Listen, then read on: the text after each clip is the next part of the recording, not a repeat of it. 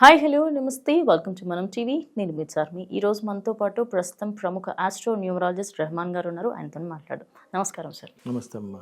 Sir, మీరు ఏ ఏ శాస్త్రాలను ఉపయోగిస్తారు సార్? నేను ఫస్ట్ ఆస్ట్రాలజీ చార్ట్ చూస్తానమ్మా. మన లైఫ్ 80 to 90% మన జాతక చక్రం ప్రకారమే జరిగిద్దమ్మా. ప్లస్ న్యూమరాలజీ ప్రకారం అసలు పేరు బాగుందా లేదా, పేరు బలం అంటారు. పేరు బాగుంటే లైఫ్ బాగుంటుంది, పేరు బాగోకపోతే లైఫ్ చాలా ఇబ్బందిగా ఉంటుంది. సో పేరు ఎలా ఉన్నది, అలానే చెయ్యి చూస్తాను. చెయ్యి చూసి కూడా అద్భుతమైన విషయాలు చెప్పచ్చు. అలానే ఫేస్ రీడింగ్, ఒకళ్ళని చూస్తే పెట్టబుద్ధి అయింది, ఒకళ్ళని చూస్తే కొట్టబుద్ధి అయింది అని ఆ ఫేస్లో కూడా మన 100 years మన లైఫ్ తెలుస్తూ ఉంటుంది.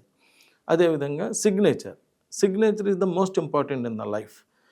ఎలా సంతకం పెడుతున్నాం ఏంటి, దాని మీదే మన హెల్త్ ప్రాబ్లమ్స్, మన లీగల్ ప్రాబ్లమ్స్ అన్నీ తెలిసిపోతుంటాయి. ఓకే. తర్వాత marriage date is the most important in the life. First date of birth అయితే దాని ప్రకారం మన లైఫ్ జరిగేది అయితే, second date of birth is the marriage date.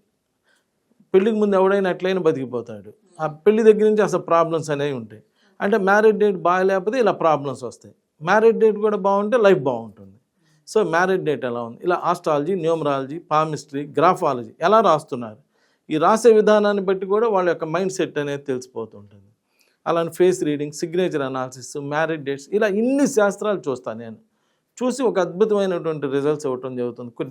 కొన్ని సంవత్సరాల నుంచి ఇలా ఎంతోమంది నా దగ్గరికి వచ్చి ఇలా అన్ని రకాలు చేయించుకొని ఇలా మేలు పొందటం అనేటువంటిది జరుగుతూ ఉంది. సార్, ఈ మధ్య కాలంలో చిన్న చిన్న గొడవలకే మ్యారిటల్ లైఫ్ నుంచి డివోర్స్లు తీసుకుంటారు, డిస్టర్బెన్స్ వస్తూ ఉంటాయి, ఎప్పుడు గొడవలు పడుతున్నారు. ఇలాంటి వాళ్ళకి ఎలాంటి రెమెడీస్ ఉన్నాయి సార్? బాగున్నోళ్ళు కూడా ఉన్నారుగా, బాగున్నోళ్ళు ఉన్నారు కదా.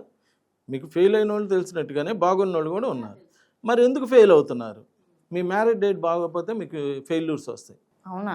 మీ date of birth is the first date of birth, second date of birth is the marriage date. Marriage date బాగా లేకపోతే మ్యారిటల్ ప్రాబ్లమ్స్ వస్తాయి. ఇక్కడ అబ్బాయి మంచోడే, అమ్మాయి మంచిదే. 30 ఏళ్ల పాటు ఆ మంచి అబ్బాయి కాదు మీరు పిల్లనెవరు, మంచి అమ్మాయి కాదు మీరు చేసుకోరు. మరి 30 ఏళ్ల పాటు మంచి అయిన వాళ్ళు ఒక్కసారి పెళ్ళి అవ్వగానే చెడ్డోళ్ళు అయిపోరు కదా. అంటే మ్యారేజ్ డేట్ సరిగ్గా పెట్టాల. మ్యారేజ్ డేట్ సరిగ్గా పెట్టినప్పుడు మ్యారిటల్ ప్రాబ్లమ్స్ వస్తాయి. ఇలా మ్యారిటల్ ప్రాబ్లమ్స్ వచ్చినప్పుడు మాటకు ముందు ఆడు మంచోడు కాదు, ఈడు మంచోడు కాదు అని చెప్పుకుంటూ టైంపాస్ చేసే బదులు ఎన్నో లక్షలు ఖర్చు పెట్టి పెళ్ళిళ్ళు చేసి ఉంటారు.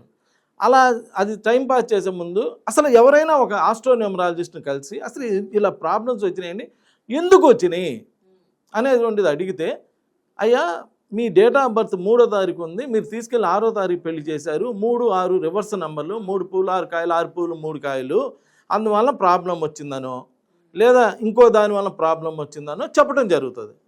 చెప్పినప్పుడు చెప్తే సరిపోదు కదా, ప్రాబ్లం సాల్వ్ చేయాలి కదా, దానికి రెమెడీ చెప్తాం. ఆ రెమెడీ చేసుకున్నారనుకోండి.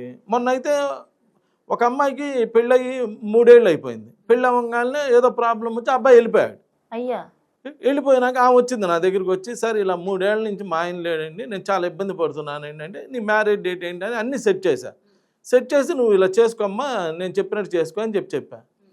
ఈ అమ్మాయి ఆయన వెళ్ళిపోయేటప్పుడు ఒక ఇంట్లో ఉంది, ఇప్పుడు ఇల్లు మారి ఇంకో చోట ఉంది. ఇక్కడ సెట్ చేసినాక ఆ అబ్బాయికి అనిపించిందంటే, నేను వెళ్ళి అదే మా ఆవిడని కలవాలని చెప్పి అనిపించి ఆ ఇంటికి అద్దెలో ఉన్న ఇంటికి వెళ్ళి మళ్ళీ ఈ అమ్మాయి ఎక్కడుందో ఎంక్వైరీ చేసుకొని వచ్చి కలిసి వీళ్ళిద్దరు చేతులు పట్టుకొని నా దగ్గరికి వచ్చారు. ఎంత అద్భుతమైనటువంటి విషయం. పోతే పోయింది ఫీజు, ఏదో ఫీజు తర్వాత సంపాదించుకోవచ్చు. ఫ్యామిలీ అంత చక్కగా కలిసిమెలిసి వచ్చారు. ఆమె చెప్తుంది, అసలు ఇలా ఉంటుందని చెప్పి నేను అనుకోలేదండి అని. నేను అంటుంది అది అలా రిజల్ట్ వచ్చినప్పుడు, కలిసిపోయినప్పుడు మీరు వెళ్ళి నలుగురు చెప్పండి, ఎందుకు ప్రాబ్లమ్స్ ఫేస్ చేస్తారు, రెహమాన్ గారి దగ్గరికి వెళ్ళండి రిజల్ట్స్ వస్తుందని. లేదు వచ్చారు, ఏదో ఫీజు తీసుకొని ఏదో 4 అబద్ధాలు చెప్పి పంపించేశాను. వెళ్ళి 100 మందికి చెప్పాలి, అదెంత మాటలే, ఉట్టి మాటలు చెబుతాడు, వద్దు వెళ్ళమాకండి, నేను వేస్ట్ చేసుకున్నాను మనీ, మీరు వేస్ట్ చేసుకోవద్దని చెప్పాలి. అది కాన్ఫిడెన్స్ అంటే, అది మనిషి అంటే. నువ్వు ఇబ్బంది పడినప్పుడు 10 మందిని ఇబ్బంది పడకుండా ఆపాల.